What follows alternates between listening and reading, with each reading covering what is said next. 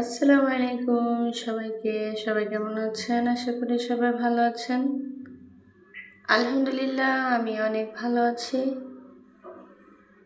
তো আজ আমি রান্না করেছি ঢেঁড়স দিয়ে মাছ দিয়ে ঝোল করেছি। তো ঢেঁড়সের তরকারি খেতে ভীষণ ভালো লাগে। তো প্রথমে আমি মাছগুলো ভেজে নিয়েছিলাম। তো আমি ঢেঁড়স সাথে একটা আলু দিয়েছি, একটু টমেটো দিয়েছি,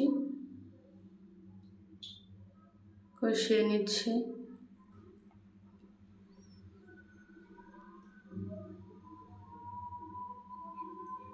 তো আমার ঢেঁড়সগুলো ভালো করে কষে নিয়ে আমি আবার ঢেকে দিয়ে আরেকটু সিদ্ধ করে নিব।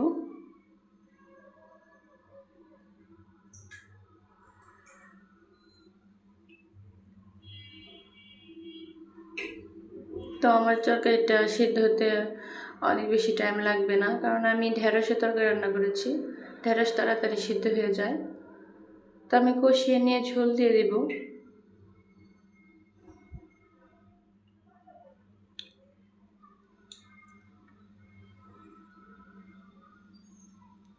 তো আমি ঝোল দিয়ে আর একটু কষিয়ে নিব।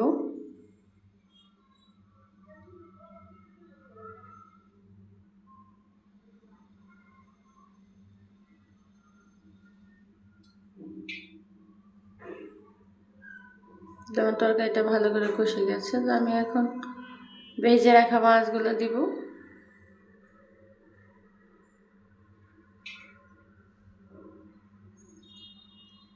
এর সাথে ধনেপাতা দিয়ে দিব।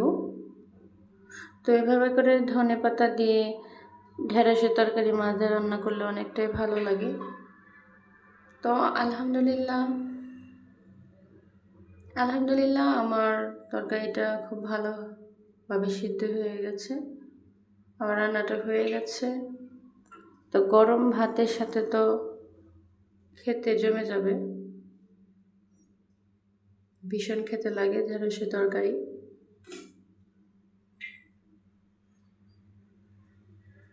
তো বন্ধুরা, কার কার ঢেঁড়সের তরকারি ভালো লাগে কমেন্টে জানাবেন। ভালো লাগলে লাইক, কমেন্ট, শেয়ার করবেন, পাশে থাকবেন। চ্যানেল নতুন হলে সাবস্ক্রাইব করে সাথে থাকবেন। ভালো থাকবেন। আসসালামু আলাইকুম। আল্লাহ হাফেজ।